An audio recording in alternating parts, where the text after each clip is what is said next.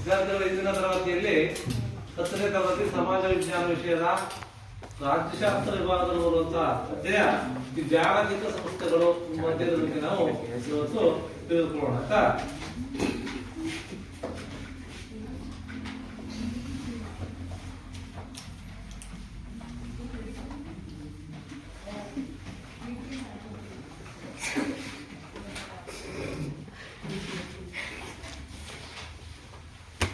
ಈ ಒಂದು ಜಾಗತಿಕ ಸಂಸ್ಥೆಯಲ್ಲಿ ಬರ್ತಕ್ಕಂಥ ಪ್ರಮುಖ ವಿಷಯಗಳೇನಪ್ಪ ಅಂತಂದ್ರೆ ವಿಶ್ವಸಂಸ್ಥೆ ಸ್ಥಾಪನೆ,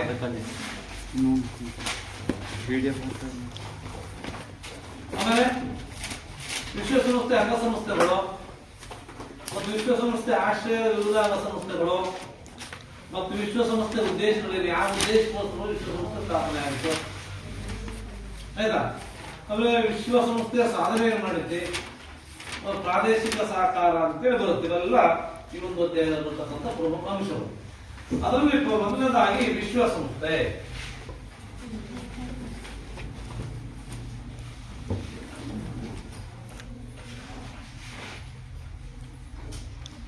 ಯುನೈಟೆಡ್ ನೇಷನ್ಸ್ ಅಂತ. ಇದು 20ನೇ ಶತಮಾನದಲ್ಲಿ 2 ಮಹಾಯುದ್ಧಗಳು ನಡೆದ ಗೊತ್ತಿರಬೇಕಲ್ವಾ. ಎಷ್ಟು ಮಹಾಯುದ್ಧ? ಮೊದಲನೇ ಮಹಾಯುದ್ಧ ಮತ್ತು 2ನೇ ಮಹಾಯುದ್ಧ. ಮೊದಲನೇ ಮಹಾಯುದ್ಧವನ್ನ ನಿಲ್ಲಿಸಲಿಕ್ಕೆ ಸ್ಥಾಪನೆ ಅಂತ ಒಂದು ಸಂಘ ಯಾವುದು? ಮೊದಲನೇ ಮಹಾಯುದ್ಧವನ್ನ ನಿಲ್ಲಿಸಲಿಕ್ಕೆ ಒಂದು ಸಂಘ ಸ್ಥಾಪನೆ ಆಗಿತ್ತು. ಮೊನ್ನೆ ಮಧ್ಯೆ ಪಾಠ ಮಾಡಿದ್ದ ಯಾವುದು? ರಾಷ್ಟ್ರ ಸಂಘ. ಗೊತ್ತಾ? ಆದ್ರೆ ಮೊದಲನೇ ಮಹಾಯುದ್ಧ ಸಮಾನದ ಬಳಿಕ ಜಾಗತಿಕ ಶಾಂತಿಗಾಗಿ ಲೀಗ್ ಆಫ್ ನೇಷನ್ ಅಂತ ರಾಷ್ಟ್ರಗಳ ಸಂಘ. ಲೀಗ್ ಆಫ್ ನೇಷನ್ ಅಂದ್ರೆ ರಾಷ್ಟ್ರಗಳ ಸಂಘ ಸ್ಥಾಪನೆ ಆಗಿತ್ತು. ಯಾವಾಗ? ಮೊದಲನೇ ಮಹಾಯುದ್ಧ ನಂತರ. ಆದ್ರೆ 1939ರಲ್ಲಿ 2ನೇ ಮಹಾಯುದ್ಧ ಸ್ಟಾರ್ಟ್ ಆಯ್ತು. 1939 2ನೇ ಮಹಾಯುದ್ಧ ಸ್ಟಾರ್ಟ್ ಆಯ್ತು. ಯುದ್ಧ ಪ್ರಾರಂಭವಾಗುತ್ತದೆ. ಈ ಸಂಸ್ಥೆಯ ಪತನ ಆಗುತ್ತೆ. ಯಾವ ಸಂಸ್ಥೆ? ರಾಷ್ಟ್ರ ಸಂಘ ಪತನ ಆದ್ಮೇಲೆ 2ನೇ ಮಹಾಯುದ್ಧ ನಡೆದಂತೆ ಜಾಗತಿಕವಾಗಿ ಶಾಶ್ವತವಾಗಿ ಶಾಂತಿ ಸ್ಥಾಪನೆ ಪ್ರಯತ್ನ ಆರಂಭವಾಗಿ ಇಂಗ್ಲೆಂಡಿನ ಪ್ರಧಾನಿಯಾಗಿರ್ತಕ್ಕಂಥ ಚರ್ಚಿಲ್,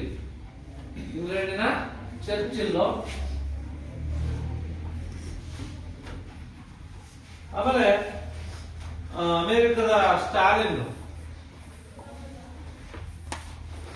ಅಮೆರಿಕದ ಪ್ರಧಾನಿ ರೂಸ್ವೆಲ್ಟ್, ರಷ್ಯಾದ ಸ್ಟಾಲಿನ್, ಇವರೆಲ್ಲ ಜಾಗತಿಕ ಸ್ಥಾಪನೆ ಮಾಡಬೇಕು ಅಂತೇಳಿ, ಶಾಂತಿ ಸ್ಥಾಪನೆ ಮಾಡಬೇಕು ಅಂತೇಳಿ ವಿಶ್ವಸಂಸ್ಥೆಯನ್ನ ಸ್ಥಾಪನೆ ಮಾಡ್ತಾರೆ. ಎಂಬ ಶಬ್ದವನ್ನ ಅಮೆರಿಕದ ಅಧ್ಯಕ್ಷ ಫಸ್ಟ್ ಬಳಕೆ ಬಂತಂದ್ರೆ ಯಾರಪ್ಪ ಅಂತಂದ್ರೆ ವಿಶ್ವಸಂಸ್ಥೆಯಿಂದ ರೂಸ್ವೆಲ್ಟ್. ಯಾರೋ ರೂಸ್ವೆಲ್ಟ್ ಅಂತ ಮೊಟ್ಟ ಮೊದಲು ವಿಶ್ವಸಂಸ್ಥೆ ಪದ ಬಳಸಿದಾಗ ಯಾರಪ್ಪ ಅಂತ ಹೇಳ್ತಾರೆ. ಯಾರೋ ರೂಸ್ವೆಲ್ಟ್ ಅಂತ ಅಮೆರಿಕದ ಮಾಜಿ ಅಧ್ಯಕ್ಷರಾಗಿದ್ದವರು. ಇಲ್ಲಿ 1942 ಜನವರಿ 1ರಂದು ಏನಾಗಿತ್ತು? ವಿಶ್ವಸಂಸ್ಥೆ ಸ್ಥಾಪನೆಗಾಗಿ ನಡೆದಂತೆ 26 ರಾಷ್ಟ್ರಗಳು ಭಾಗವಹಿಸಿದ ಸಮ್ಮೇಳನವಾಯಿತು. ಆ ಸಂದರ್ಭದಲ್ಲಿ ಪ್ರಪ್ರಥಮ ಬಳಕೆ ಮಾಡಲಾಯಿತು. ಅನಂತರ 1945 ಅಕ್ಟೋಬರ್ 24, 1945 ಅಕ್ಟೋಬರ್ 24 ಸ್ಥಾಪನೆ ಆಗುತ್ತೆ. ಸ್ಥಾಪನೆ ಆಗುತ್ತೆ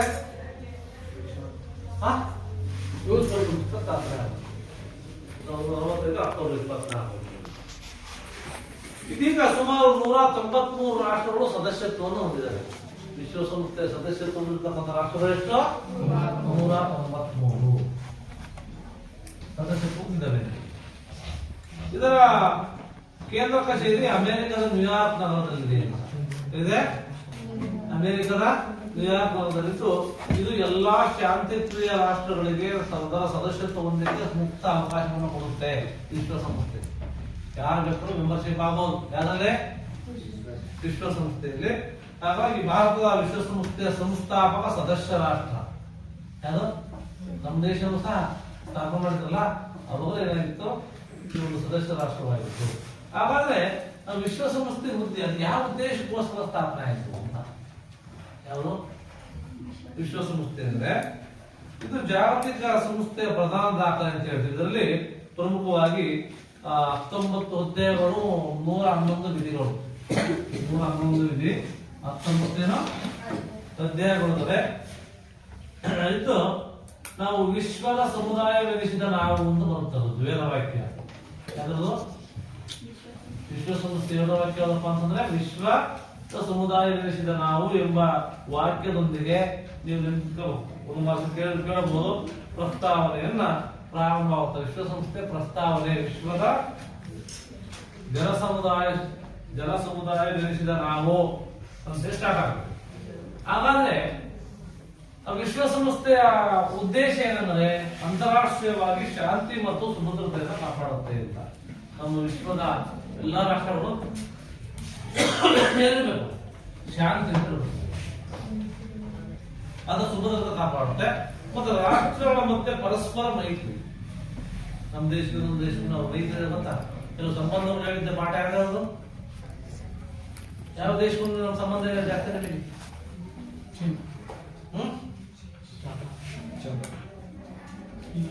ನಾವು ಪಾಠ ಮಾಡಿದ್ದೆ ಭಾರತ ಮತ್ತು ರಷ್ಯಾ, ಭಾರತ ಮತ್ತು ಅಮೇರಿಕ, ಭಾರತ ಮತ್ತು ಪಾಕಿಸ್ತಾನ, ಭಾರತ ಮತ್ತು ಚೀನಾ ಅಲ್ವಾ?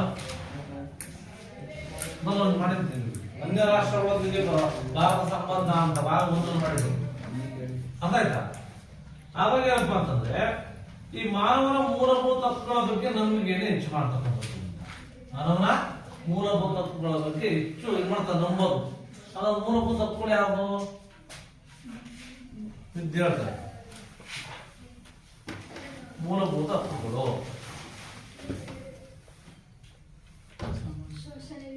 ಶೋಷಣೆ ವಿರುದ್ಧ ಹಕ್ಕು, ಸ್ವಾತಂತ್ರ್ಯದ ಹಕ್ಕು, ಆಮೇಲೆ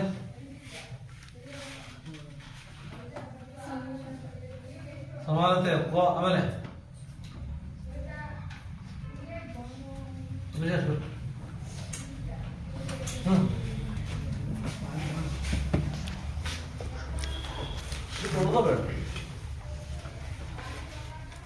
ಸಮಾನತೆ ಹಕ್ಕಾತು, ಶೋಷಣೆ ವಿರುದ್ಧ ಹಕ್ಕಾತು, ಆಮೇಲೆ ಸ್ವಾತಂತ್ರ್ಯದ ಹಕ್ಕಾಯ್ತು, ಆಮೇಲೆ ಅದು ನಿಮ್ಮ ಮಾನವ ಹಕ್ಕುಗಳು, ಮೂಲಭೂತ ಹಕ್ಕುಗಳು. ಮಾನವ ಮೂಲಭೂತ ಹಕ್ಕುಗಳು ಎಷ್ಟು ಮೂಲಭೂತ ಹಕ್ಕುಗಳು? ಎಷ್ಟು? 6 ಮೂಲಭೂತ ಹಕ್ಕುಗಳು. ಗೊತ್ತಾ? ಶೋಷಣೆ ವಿರುದ್ಧ ಹಕ್ಕು, ಧಾರ್ಮಿಕ ಹಕ್ಕು, ಶೈಕ್ಷಣಿಕ ಹಕ್ಕು, ಸಾಂಸ್ಕೃತಿಕ ಇಲ್ವಾ? ಹೌದಲ್ಲ? ಅವನ್ನೆಲ್ಲ ಅದ್ರ ಬಗ್ಗೆ ನಂಬಿಕೆ ಇರ್ತಕ್ಕಂಥ ಕೆಲಸ ಮಾಡುತ್ತೇವೆ. ಮತ್ತು ಅಂತಾರಾಷ್ಟ್ರೀಯ ಮಟ್ಟದ ಆರ್ಥಿಕ, ಸಾಮಾಜಿಕ, ಸಾಂಸ್ಕೃತಿಕ ಮತ್ತು ಮಾನವೀಯ ನೆಲೆಯ ಸಮಸ್ಯೆಗಳಿಗೆ ಅಂತಾರಾಷ್ಟ್ರೀಯ ಸಹಕಾರವನ್ನು ಸಹ ಕೊಡುತ್ತೆ. ಮತ್ತು ಅಂತಾರಾಷ್ಟ್ರೀಯ ಮಟ್ಟದ ನ್ಯಾಯ ಮತ್ತು ಒಡಂಬಡಿಕೆ. ನಮ್ಮ ದೇಶ ಪ್ರಪಂಚದಲ್ಲಿ ಎಲ್ಲಿನಾದ್ರೂ ಅದಕ್ಕೆ ನ್ಯಾಯ ಬೇಕು ಅಂದ್ರೆ ನಮ್ಮ ಸುಪ್ರೀಂ ಕೋರ್ಟ್ ಅಲ್ಲಿ ಆಗಲಿಲ್ಲ, ಹೈಕೋರ್ಟ್ ಅಲ್ಲಿ ಆಗಲ್ಲ ಅಂದ್ರೆ ಅಲ್ಲಿ ಡೆಲ್ಲಿಗೆ ಅಂತಾರಾಷ್ಟ್ರೀಯ ನ್ಯಾಯಾಲಯ ಅಂತಿದೆ, ಆಯ್ತಾ? ಅಲ್ಲಿಗೆ ಹೋಗೋದಕ್ಕೆ ಅವಕಾಶ ಕೊಡುತ್ತೆ. ಮತ್ತು ರಾಷ್ಟ್ರದ ಮಧ್ಯೆ ಪರಸ್ಪರ ಸೌಹಾರ್ದ ಕೇಂದ್ರವಾಗಿ ಕಾರ್ಯವನ್ನು ನಿರ್ವಹಿಸುತ್ತೇವೆ. ಇದು ಅದರ ಉದ್ದೇಶ. ಯಾವ್ದು ಉದ್ದೇಶ? ವಿಶ್ವಸಂಸ್ಥೆ ಯಾಕೆ ಸ್ಥಾಪನೆ ಮಾಡಿದ್ರೆ ಒಂದೇ ಒಂದು ಪಾಯಿಂಟ್ ನೋಡೋಣ. ಯಾವ ಉದ್ದೇಶ ಸ್ಥಾಪನೆ ಮಾಡಿದ್ರೆ ವಿಶ್ವಸಂಸ್ಥೆಯನ್ನ? ಕುಮಾರ, ಅದರ ಉದ್ದೇಶ ಏನು?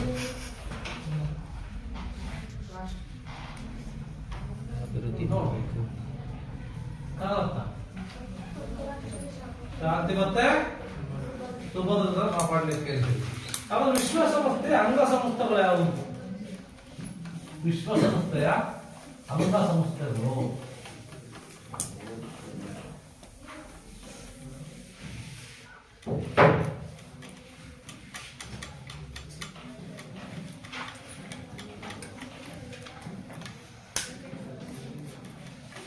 ವಿಶ್ವಸಂಸ್ಥೆ ಸಂವಿಧಾನ ಪ್ರಕಾರ ಪ್ರಮುಖವಾಗಿ 6 ಅಂಗಸಂಸ್ಥೆಗಳಿವೆ.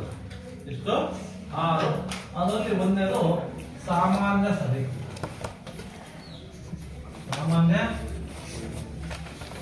ಸಾಮಾನ್ಯ ಸಭೆ ಅಂತೇಳಿ ಮೊದಲನೇದು. ಆಮೇಲೆ ಎರಡನೇದೇನಪ್ಪ ಅಂತಂದ್ರೆ ಭದ್ರತಾ ಮಂಡಳಿ, ಅಂತಾರಾಷ್ಟ್ರೀಯ ಆರ್ಥಿಕ ಮತ್ತು ಸಾಮಾಜಿಕ ಮಂಡಳಿ, ಮತ್ತೆ ದತ್ತಿ ಸಮಿತಿ ಬರುತ್ತೆ, ಅಂತಾರಾಷ್ಟ್ರೀಯ ನ್ಯಾಯಾಲಯ ಬರುತ್ತೆ, ಸಚಿವಾಲಯ ಅಂತ ಬರುತ್ತೆ. ಅದನ್ನು ಮೊದಲನೇದಪ್ಪ ಅಂತಂದ್ರೆ ಸಾಮಾನ್ಯ ಸಭೆ, ವಿಶ್ವಸಂಸ್ಥೆ ಅಂಗಸಂಸ್ಥೆ. ಇದು ವಿಶ್ವದ ಸಂಸ್ಥೆ ಎಲ್ಲಾ ಸದಸ್ಯ ರಾಷ್ಟ್ರಗಳ ಪ್ರತಿನಿಧಿಗಳನ್ನು ಒಳಗೊಂಡಂತ ಒಂದು ಸಂಸ್ಥೆ. ಹೌದಾಯ್ತಾ? ಇಲ್ಲಿ ಒಂದು ಸದಸ್ಯ ರಾಷ್ಟ್ರ 5 ಜನ ಪ್ರತಿನಿಧಿಗಳನ್ನ ಸಾಮಾನ್ಯ ಸಭೆಗೆ ಕಳಿಸ್ಬೇಕು. 5 ಜನ. ಆದ್ರೆ ಪ್ರತಿ ಸದಸ್ಯ ರಾಷ್ಟ್ರಕ್ಕೆ ಒಂದೇ ಒಂದು ಮತದಾನ ಹಕ್ಕಿರುತ್ತೆ. ಎಷ್ಟೇ ಜನ ಪಡಿಸಿದ್ರೆ ಮತ ಹಾಕೋದ್ರಿಂದ ಒಂದಕ್ಕೆ ಮಾತ್ರ ಹೊಂದಿರುತ್ತೆ. ಹಾಗಾಗಿ ಈ ಒಂದು ಪ್ರಥಮ ಅಧಿವೇಶನದಲ್ಲಿ ಒಂದು ವರ್ಷದ ಅವಧಿಗೆ ಒಬ್ಬರು ಅಧ್ಯಕ್ಷರು ಮತ್ತೆ 17 ಜನ ಉಪಾಧ್ಯಕ್ಷರು ಇರ್ತಾರೆ. ಎಷ್ಟು? ಒಬ್ಬರು ಅಧ್ಯಕ್ಷರು, 17 ಜನ ಉಪಾಧ್ಯಕ್ಷರು. ಇಲ್ಲಿ ಈ ಒಂದು ಸಾಮಾನ್ಯ ಸಭೆಯಲ್ಲಿ ಇರ್ತಾರೆ. 7 ಸ್ಥಾಯಿ ಸಮಿತಿಗಳಿಗೆ 7 ಮಂದಿ ಅಧ್ಯಕ್ಷರನ್ನು ಇಲ್ಲಿ ಹಾಕ್ತಾರೆ.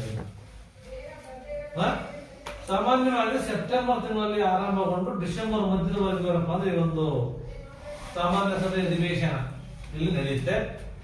ಇಲ್ಲಿ ಹೆಚ್ಚಿನ ಪ್ರಮುಖ ನಿರ್ಧಾರಗಳನ್ನು 3/4 ಸದಸ್ಯ ಹಾಜರಾತಿ ಸದಸ್ಯರು ಬೇಕಾಗುತ್ತೆ ಅನ್ನೋ ಸಾಮಾನ್ಯ ಸಭೆಯಲ್ಲಿ ಒಪ್ಪಿಗೆಯನ್ನು ಪಡೆಯಬೇಕು. ಮತ್ತೆ ತುರ್ತು ವಿಷಯಗಳ ಬಗ್ಗೆ ಏನಾದರೂ ಚರ್ಚೆ ಮಾಡಬೇಕು ಅಂತಿದ್ರೆ ವಿಶೇಷ ಅಧಿವೇಶನ ಅಂತ ಇದೆ ಅಂತಾರೆ. ಇದನ್ನ ನಾವು ಜಾಗತಿಕ ಸಂಸತ್ತು ಅಂತ ಕರಿತೀವಿ.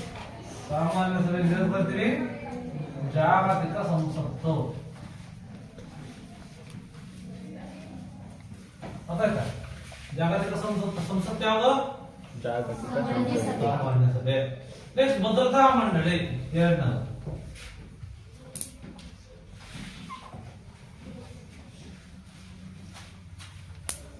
ಭದ್ರತಾ ಮಂಡಳಿ ಅಂತ ಏನ್ ಭದ್ರತಾ ಮಂಡಳಿ ಅಂತಂದ್ರೆ ಭದ್ರತಾ ಮಂಡಳಿಯನ್ನ ವಿಶ್ವಸಂಸ್ಥೆಯ ಕಾರ್ಯಾಂಗ ಅಂತ ಕರಿತಾರೆ.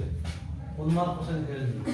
ವಿಶ್ವಸಂಸ್ಥೆಯ ಕಾರ್ಯಾಂಗ ಅಥವಾ ಸಚಿವ ಸಂಪುಟ ಅಂತ. ಏನೋ ಸಚಿವ ಸಂಪುಟ ಬಹಳ ಇಂಪಾರ್ಟೆಂಟ್ ಹೇಳ್ತಾರೆ. ಸಚಿವ ಸಂಪುಟ ಅಥವಾ ಭದ್ರತಾ ಸಮಿತಿಯ ಎಲ್ಲ ವಿಶ್ವಸಂಸ್ಥೆಯ ಕಾರ್ಯಾಂಗ ಅಥವಾ ಸಚಿವ ಸಂಪುಟ ಅಂತ ಕೇಳಿದ್ರೆ ಇಲ್ಲಿ 15 ಸದಸ್ಯ ರಾಷ್ಟ್ರಗಳು ಅದರಲ್ಲಿ ಭದ್ರತಾ ಸಮಿತಿಯಲ್ಲಿ. ಅದರಲ್ಲಿ 5 ಕಾಯಂ ಸದಸ್ಯ ರಾಷ್ಟ್ರಗಳು, 10 ಹಂಗಾಮಿ ಸದಸ್ಯ ರಾಷ್ಟ್ರಗಳು. ಅದಲ್ಲ ಭದ್ರತಾ ಸಮಿತಿಯಲ್ಲಿರೋ 15 ಇದ್ದು 10 ಏನೋ ಕಾಯಂ ಸದಸ್ಯ ರಾಷ್ಟ್ರಗಳು, 5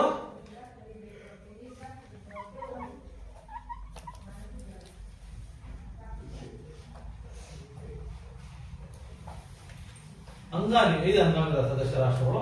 ಹಾಗಾಗಿ ಏನಪ್ಪಾ ಅಂತಂದ್ರೆ ಈ ಒಂದು America, China, France, Russia, United Kingdom ಇವು 5 ಕಾಯಂ ಸದಸ್ಯ ರಾಷ್ಟ್ರಗಳು. ಅಮೆರಿಕ, ರಷ್ಯಾ, ಚೀನಾ, ಆಮೇಲೆ ಯುನೈಟೆಡ್ ಕಿಂಗ್ಡಮ್, ಬ್ರಿಟನ್ ಅಂತ ಇವು 5 ಕಾಯಂ ಸದಸ್ಯ ರಾಷ್ಟ್ರಗಳು. ಭದ್ರತಾ ಮಂಡಳಿಯ ಕಾಯಂ ಸದಸ್ಯ ರಾಷ್ಟ್ರಗಳನ್ನ ತಿಳಿಸಿ ಕೇಳ್ತಾರೆ ಎಕ್ಸಾಮ್ಗೆ. ಯಾವುದು? ಅಮೆರಿಕ ಸಂಸ್ಥಾನ, ಚೀನಾ, ಫ್ರಾನ್ಸ್ ಮತ್ತೆ ಯುನೈಟೆಡ್ ಕಿಂಗ್ಡಮ್ ಅಂತ 5 ರಾಷ್ಟ್ರಗಳು ಕಾಯಂ ಸದಸ್ಯ ರಾಷ್ಟ್ರಗಳು. ಇವಕ್ಕೆ ಈ ಕಾಯಂ ಸದಸ್ಯ ರಾಷ್ಟ್ರಗಳಿಗೆ ವಿಟೋಧಿಕಾರವಿದೆ. ವಿಟೋಧಿಕಾರ ಅಂದ್ರೆ 1% ಭದ್ರತಾ ಮಂಡಳಿಯಲ್ಲಿ ಮತವನ್ನು ಹಾಕ್ತಕ್ಕಂಥ ಅಧಿಕಾರ. ನಂತರ 10 ಸದಸ್ಯ ರಾಷ್ಟ್ರಗಳು 2 ವರ್ಷದ ಅವಧಿಗೆ ಸಾಮಾನ್ಯ ಸಭೆ ಆಗುತ್ತೆ. ಸದಸ್ಯ ರಾಷ್ಟ್ರಗಳು ಎಷ್ಟು ಅಂತಂದ್ರೆ ಕಾಯಂ ಸದಸ್ಯ ರಾಷ್ಟ್ರಗಳು 5. ಯಾವ್ಯಾವ?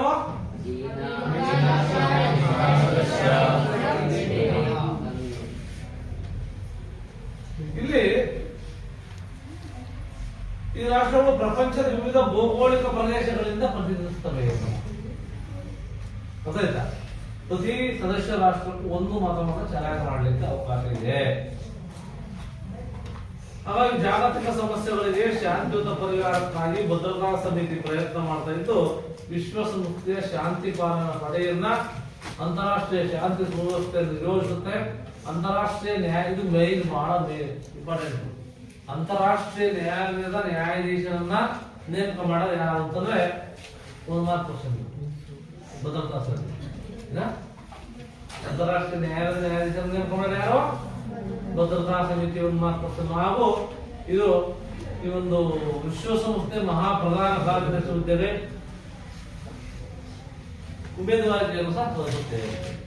ಇದೇನಪ್ಪ ಅಂತಂದ್ರೆ ಭದ್ರತಾ ಸಮಿತಿ ಇದಿರಬೇಕಾದಂತ ಅಂದ್ರೆ ವಿಶ್ವಸಂಸ್ಥೆಯ ಸಂಸ್ಥೆ ಸಚಿವ ಸಂಪುಟ ಅದು ಕಾರ್ಯಾಂಗ 1% ಅದು ಕಾಯಂ ಸದಸ್ಯ ರಾಷ್ಟ್ರಗಳು. ಸದಸ್ಯ ರಾಷ್ಟ್ರಗಳು ಕೇಳಲ್ಲ, ಕಾಯಂ ಸದಸ್ಯ ರಾಷ್ಟ್ರಗಳು ಯಾವುದು ಅಂತ ಕೇಳ್ತಾರೆ ಈ ಪಾಠ ಆಯ್ತಾ. ಇದು ಬಿಟ್ಟರೆ ಇದು ಕೇಳಲ್ಲ. ಆಮೇಲೆ ಆರ್ಥಿಕ ಮತ್ತು ಸಾಮಾಜಿಕ ಮಂಡಳಿ ನೋಡೋಣ.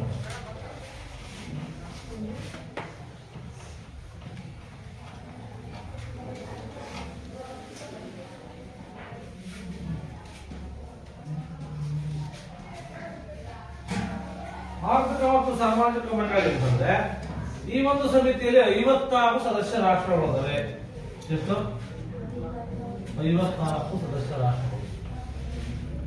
ಈ ಒಂದು ರಾಷ್ಟ್ರಗಳ ಪೈಕಿ 18 ರಾಷ್ಟ್ರಗಳು ಸದಸ್ಯ ರಾಷ್ಟ್ರಗಳು 3 ವರ್ಷಕ್ಕೊಮ್ಮೆ ಆರಿಸ್ತವೆ. ಈ ಸದಸ್ಯ ರಾಷ್ಟ್ರಗಳು ತಮ್ಮಲ್ಲೇ ಒಂದು ಸದಸ್ಯ ರಾಷ್ಟ್ರವನ್ನು ಅಧ್ಯಕ್ಷ ಸ್ಥಾನಕ್ಕೆ ಆರಿಸ್ತವೆ. ಹಾಗಾಗಿ ಆರ್ಥಿಕ ಮತ್ತು ಸಾಮಾಜಿಕ ಮಂಡಳಿಯ ಮುಖ್ಯ ಏನ್ ಕೆಲಸ ಮಾಡ್ತಾರೆ? ಯಾವುದು?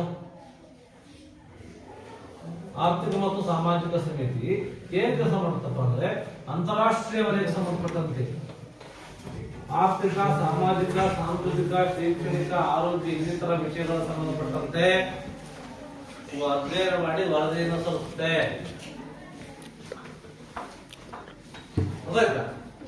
ಮತ್ತು ನಿರಾಶ್ರಿತರು ಎಲ್ಲಿ ಬಂದು ನಿರಾಶ್ರಿತರು ಹೇಳಿದ್ದೆ ಪಾಠ ಮಾಡಿದ್ದಲ್ಲ. ನಿರಾಶ್ರಿತರ ಬಗ್ಗೆ ನಿರಾಶ್ರಿತರು ಸಮಸ್ಯೆ ಇತ್ತು ಯಾವಾಗ?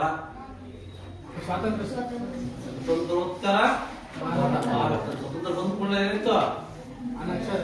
ಏನು ನಿರಾಶ್ರಿತರ ಬಗ್ಗೆ ಏನ್ ಹೇಳ್ತೀರ? ಹೆಂಗ್ ಬಗೆಹರಿಸ್ತು ಭಾರತ ಸಮಸ್ಯೆಯನ್ನ?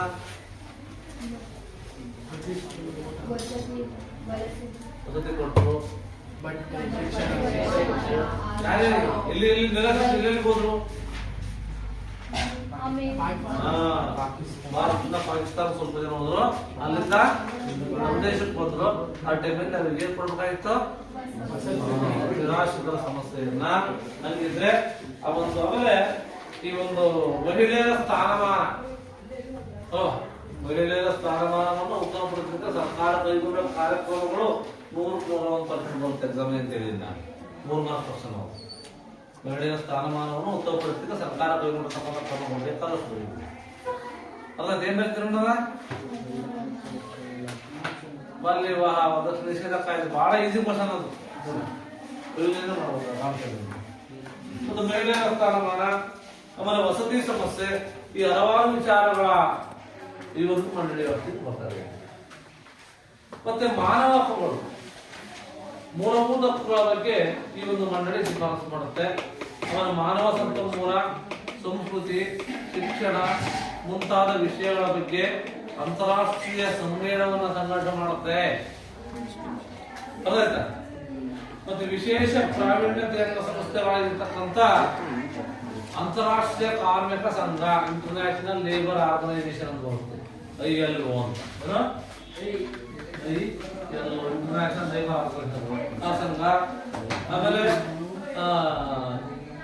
FAO, food and agriculture organisation ಅಂತ, ಆಹಾರ ಮತ್ತು ಕೃಷಿ ಸಂಸ್ಥೆ ಅಂತ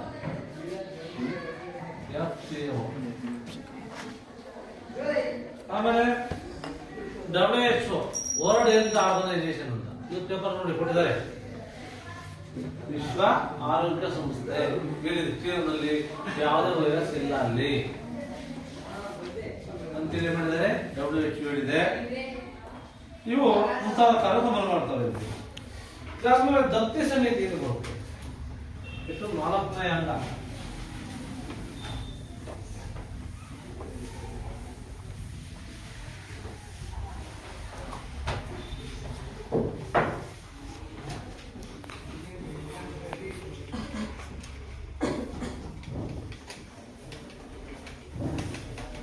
ದತ್ತಿ ಸಮಿತಿ ವಸಾಹತುಶಾಹಿತ್ವಕ್ಕೆ ಒಳಪಟ್ಟಂತ ಪ್ರದೇಶಗಳು ಸಾರ್ವಭೌಮ ರಾಷ್ಟ್ರಗಳಾಗಿ ಉದಯಿಸಿದಾಗ ಈ ಒಂದು ಮೇಲುಸ್ತುವಾರಿಯನ್ನ ತಾಲೂಕು ಸಂಸ್ಥೆ, ದತ್ತಿ ಸಂಸ್ಥೆ, ಈ ಒಂದು ದತ್ತಿ ಸಂಸ್ಥೆಯನ್ನ ವಿಶ್ವಾಸ್ತ ಮಂಡಳಿ ಅಥವಾ ಧರ್ಮದರ್ಶಿ ಸಮಿತಿ ಅಂತ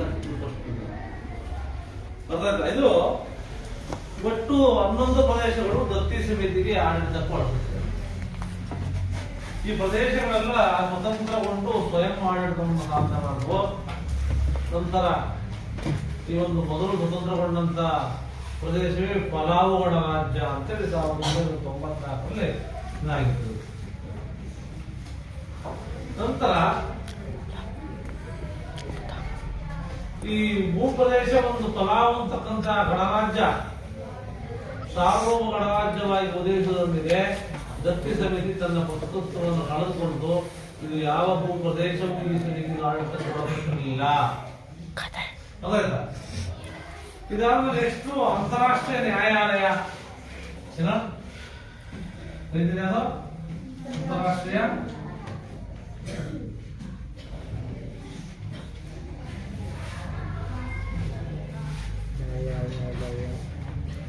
ಇದು ವಿಶ್ವಸಂಸ್ಥೆ ಒಂದು ಪ್ರಧಾನವಾಗಿರ್ತಕ್ಕಂಥ ಅಂಗಸಂಸ್ಥೆ.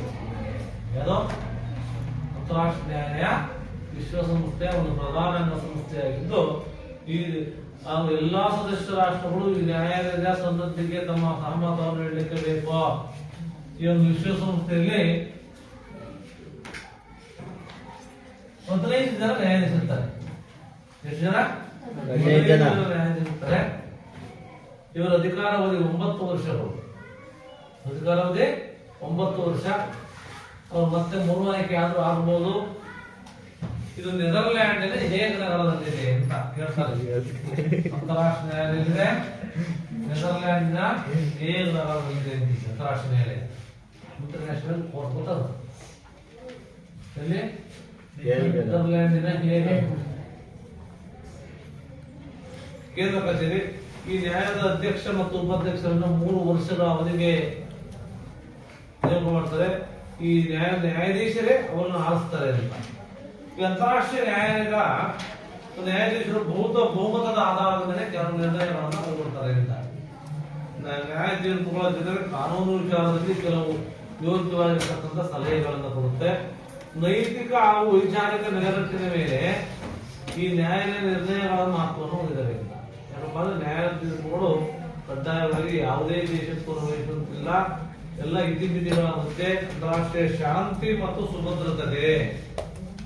ಈ ಮೇಲಿನ ಅಂತಾರಾಷ್ಟ್ರೀಯ ಶಾಂತಿ ಮತ್ತು ಸುಭದ್ರತೆಗೆ ಪ್ರಪಂಚದಲ್ಲಿ ಎಲ್ಲವೂ ಸಹ ಶಾಂತಿ ನೀಡಬೇಕು ಅಂತೇಳಿ ಏನ್ ಮಾಡುತ್ತೆ ಆ ಒಂದು ಕೊಡುಗೆ ಗೊತ್ತಾಯ್ತಾ. ಇದೇನಪ್ಪ ಅಂದ್ರೆ ಅಂತಾರಾಷ್ಟ್ರೀಯ ಅಂತಾರಾಷ್ಟ್ರೀಯ ಕೇಂದ್ರ ಕಚೇರಿ ಇದೆ. ನ್ಯಾಯಾಧೀಶಿರ್ತಾರೆ 15 ಜನ. ವಿಶ್ವಸಂಸ್ಥೆ ದೇಶಗಳು ಕೇಳ್ತಾರೆ ಹೋಮಾಸ್ಗೆ ಒಂದೊಂದು ಪ್ರಶ್ನೆಗಳು ಬೇಕಾಗುತ್ತೆ. ಭದ್ರತಾ ಮಂಡಳಿ ಸಚಿವ ಸಂಪುಟ ಯಾವುದು? ವಿಶ್ವಸಂಸ್ಥೆ ಸಚಿವ ಸಂಪುಟ ಯಾವುದು? ಒಬ್ಬರಿದ್ದೇವೆ ಅದೇ ಭದ್ರತಾ ಮಂಡಳಿ ಸಂಪುಟ. ನೆಕ್ಸ್ಟ್ ಸಚಿವಾಲಯ ಅಂತ ಬರುತ್ತೆ. ಯಾವುದು ನೆಕ್ಸ್ಟ್ ರಾಷ್ಟ್ರೇನು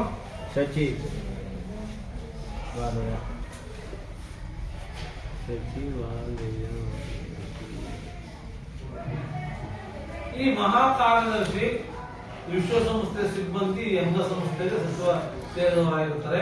ಮಹಾ ಕಾರ್ಯದರ್ಶಿ ಅವರು ಇವು ಸಚಿವಾಲಯದ ಮುಖ್ಯಸ್ಥರು. ಸಚಿವಾಲಯದ ಮುಖ್ಯಸ್ಥರು ಯಾರು? ಮಹಾ ಕಾರ್ಯದರ್ಶಿ. ಇವರು ಭದ್ರತಾ ಮಂಡಳಿಯ ಸಮಿತಿಯ ಶಿಫಾರಸ್ಸಿನ ಮೇರೆಗೆ ಇವರನ್ನ ಸಾಮಾನ್ಯ ಸಭೆಯು 5 ವರ್ಷಗಳ ಅವಧಿಗೆ ಆರಿಸುತ್ತೆ. ಇದರ ಪ್ರಧಾನ ಕಾರ್ಯಾಲಯ ನ್ಯೂಯಾರ್ಕ್. ನ್ಯೂಯಾರ್ಕ್ ಎಲ್ಲಿ ಬರುತ್ತೆ? ಎಲ್ಲಿ ಬರುತ್ತೆ ನ್ಯೂಯಾರ್ಕ್? ಗೊತ್ತಿತ್ತಲ್ಲ. ನ್ಯೂಯಾರ್ಕ್ ಜಿನೇವಾ, ವಿಯೆನ್ನಾ, ನೈರೋಬಿ ಇದರ ಶಾಖೆಗಳು. ಇದರಂತ ಆಡಳಿತದ ಕಾರ್ಯಯೋಜನೆ ಇರಬಹುದು, ಸಾಂಸ್ಕೃತಿಕ ಕಾರ್ಯಗಳಿರ್ಬೋದು, ಈ ಒಂದು ಸಚಿವಾಲಯದ ವ್ಯಾಪ್ತಿಗೆ ಬರ್ತವೆ. ಗೊತ್ತಾಯ್ತಾ? ಹಾಗಾದ್ರೆ ವಿಶ್ವ ಸಂಸ್ಥೆಯ ಪ್ರಧಾನ ಕಾರ್ಯದರ್ಶಿಗಳು ಬರ್ತಾರೆ. ಆಂಟೋನಿಯೋ ಗುಟೆರೆಸ್ ಅಂತ 2016 ಅವರಿದ್ದಾರೆ. ಆಂಟೋನಿಯೋ ಗುಟೆರೆಸ್ ಅಂತ ಹೇಳಿ. ಅಂದ್ರೆ ವಿಶ್ವಸಂಸ್ಥೆ ಏನೇ ಸಾಧನೆ ಮಾಡ್ತದೆ ವಿಶ್ವಸಂಸ್ಥೆಯ ಸಾಧನೆಗಳು.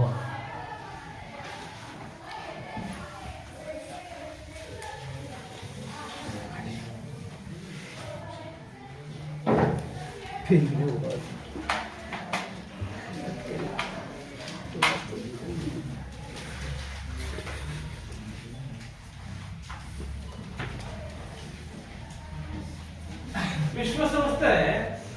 ಜಾಗತಿಕ ಸ್ಥಾಪನೆಗಾಗಿ ಆರ್ಥಿಕ ಬಿಕ್ಕಟ್ಟುಗಳನ್ನು ನಿವಾರಿಸುವ ಸಲುವಾಗಿ ಸಾಮಾಜಿಕ ಶೈಕ್ಷಣಿಕ ಕ್ಷೇತ್ರದಲ್ಲಿನ ಸಮಸ್ಯೆಗಳ ನಿವಾರಣೆಗೆ ಬಹಳಷ್ಟು ಶ್ರಮಿಸ್ತು. ಅದರ ಸಾಧನೆ ಏನಪ್ಪಾ ಅಂತಂದ್ರೆ ಕೊರಿಯಾ ವಿವಾದ, ಸುಯೇಜ್ ಕಾಲುವೆ ಬಿಕ್ಕಟ್ಟು, ವಿಯೆಟ್ನಾಂ ಸಮಸ್ಯೆ ವಿಶ್ವಸಂಸ್ಥೆ ಸಾಧನೆ. ಕೊರಿಯಾ ವಿವಾದ, ಸುಯೇಜ್ ಕಾಲುವೆ ಬಿಕ್ಕಟ್ಟು, ವಿಯೆಟ್ನಾಂ ಸಮಸ್ಯೆ ಬಗೆಹರಿತು. ಮತ್ತೆ ಕಾಶ್ಮೀರ ಸಮಸ್ಯೆ ಮುಕ್ತ. ಕಾಶ್ಮೀರ ಮತ್ತು ಪ್ಯಾಲೆಸ್ತೈನ್ ಮತ್ತು ಇಸ್ರೇಲ್ ಅವರಿಬ್ಬರು ವಿವಾದಕ್ಕಾಗಿ ಪರಿಹಾರಕ್ಕಾಗಿ ನಿರಂತರವಾಗಿ ಶ್ರಮಿಸಿತ್ತು. ಯಾವುದು ವಿಶ್ವಸಂಸ್ಥೆ. ಮತ್ತೆ ನಿಶಸ್ತ್ರೀಕರಣ ಸಾಧನೆಯ ನಿಟ್ಟಿನಲ್ಲಿ ಪ್ರಯತ್ನ ಮಾಡಬಹುದು ಅಂತ. ನಿಶಸ್ತ್ರೀಕರಣ ಹೇಳಿದ್ದೇನು? ಶಸ್ತ್ರಾಸ್ತ್ರಗಳನ್ನ ಹಂತ ಹಂತವಾಗಿ ನಿಲ್ಲಿಸಬಹುದು. ಒಂದು ಮಾರ್ಕ್ಸ್ ಅದು ಜ್ಞಾನದ ಪ್ರಶ್ನೆಗಳು ಪಟ್ಟ ಮನಸ್ಸಿನ ಇರ್ತಾನೆ ಅನ್ನೋದನ್ನ ಒಂದೊಂದು ಪ್ರಶ್ನೆ ಓದಾಯ್ತಾ? ಹಂಗಾಗಿ ಒಂದಾದ ಪ್ರಶ್ನೆ ಯಾರು ತೆಗಿದ್ರೆ ಅವ್ರು ಒಳ್ಳೆ ಮಾರ್ಕ್ಸ್ ಆಗ್ತಾರೆ. ನೋಡ್ತಾರೆ ಒಂದೊಂದು ಯಾರು ನೋಡ್ತಾರೆ. ನೆಕ್ಸ್ಟ್ ವಿಶ್ವ ಬ್ಯಾಂಕ್, ಅಂತಾರಾಷ್ಟ್ರೀಯ ಹಣಕಾಸು ನಿಧಿ, ಆಮೇಲೆ ವಿಶ್ವ ವ್ಯಾಪಾರ ಸಂಘಟನೆಗಳ ಮೂಲಕ ಆರ್ಥಿಕ ಹಣಕಾಸಿನ ವ್ಯಾಪಾರ, ಅಂತಾರಾಷ್ಟ್ರೀಯ ವ್ಯಾಪಾರ ಅನೇಕ ಸಮಸ್ಯೆಯನ್ನು ಪರಿಹರಿಸಬಹುದು. ನೆಕ್ಸ್ಟ್ ವಿಶ್ವಸಂಸ್ಥೆ ಆರೋಗ್ಯ ಸಂಸ್ಥೆಯ ಮೂಲಕ ಸಾಂಕ್ರಾಮಿಕ ರೋಗಗಳು, ಏಡ್ಸ್, ಸಿಡುಬು ಇದು ಗೊತ್ತಾ? ಅದನ್ನೆಲ್ಲ ಏನಪ್ಪಾ ಅಂತ ವಿಶ್ವಸಂಸ್ಥೆ ನಿರ್ಮೂಲನೆ ಮಾಡೋ ಪ್ರಯತ್ನ ಮಾಡಿದೆ.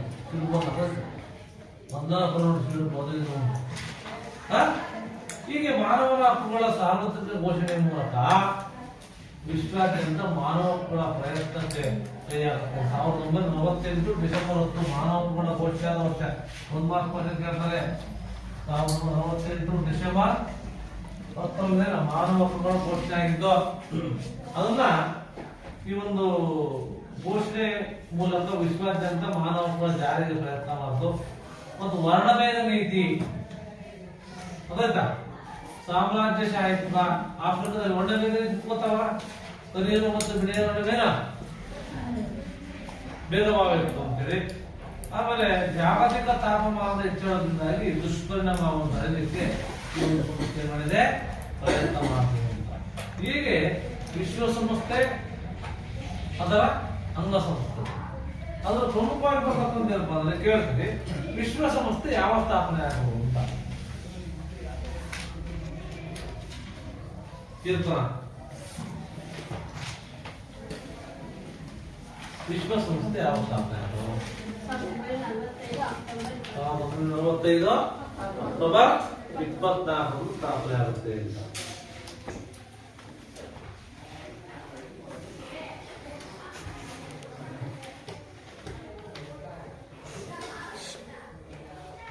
ಜಾಗತಿಕ ಸಂಸತ್ತು ಯಾವುದು? ಜಾಗತಿಕ ಸಂಸತ್ತು ಯಾವುದು?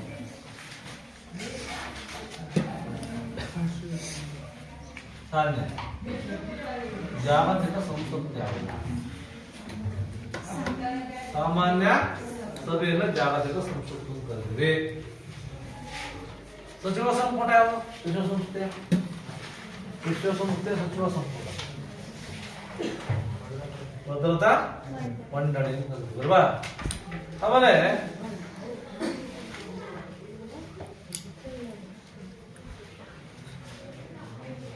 ಅಂತಾರಾಷ್ಟ್ರೀಯ ನ್ಯಾಯಾಲಯದ ಕೇಂದ್ರ ಕಚೇರಿ ಇದೆಯಪ್ಪ, ನೆದರ್ಲ್ಯಾಂಡ್ ಯಾವ ಪಟ್ಟಣ? ಹೇಗ್ ಅಂತ ಪಟ್ಟಣ. ಅದರ ಸದಸ್ಯ ರಾಷ್ಟ್ರಗಳು ಎಷ್ಟು ಪುರಿತ? ಅಲ್ಲ, ಅಂತಾರಾಷ್ಟ್ರೀಯ ನ್ಯಾಯಾಲಯ ನ್ಯಾಯಾಧೀಶ ಸಂಖ್ಯೆ ಎಷ್ಟು? 15 ಏನಿದಾವೆ ನ್ಯಾಯಾಧೀಶರಲ್ಲಿ ಅಂತಾರಾಷ್ಟ್ರೀಯ ನ್ಯಾಯಾಲಯದಲ್ಲಿ. ಆಮೇಲೆ ಈ ಆರ್ಥಿಕ ಮತ್ತು ಸಾಮಾಜಿಕ ಸಮಿತಿಯಲ್ಲಿರ್ತಕ್ಕಂಥ ಸದಸ್ಯ ರಾಷ್ಟ್ರಗಳು ಅಮೆರಿಕ, ಆರ್ಥಿಕ ಮತ್ತು ಸಾಮಾಜಿಕ ಸಂಸ್ಥೆಯಲ್ಲಿ ಇರ್ತಕ್ಕಂಥ ಸದಸ್ಯ ರಾಷ್ಟ್ರಗಳು 54 ಸದಸ್ಯ ರಾಷ್ಟ್ರಗಳು. ಇದೇ ರೀತಿಯಾಗಿ ಏನಪ್ಪ ಅಂತಂದ್ರೆ ವಿಶ್ವಸಂಸ್ಥೆ ಬಗ್ಗೆ ಇವೆಲ್ಲರಿಗೂ ತಿಳ್ಕೊಂಡಿದ್ರೆ ಮುಂದಿನ ತರಗತಿಯಲ್ಲಿ ಈ ಒಂದು ವಿಶ್ವಸಂಸ್ಥೆ ಆಶ್ರಯದ ವಿವಿಧ ಅಂಗ ಸಂಸ್ಥೆಗಳ ಬಗ್ಗೆ ನಾವು ಅಧ್ಯಯನವನ್ನು ಮಾಡೋಣ.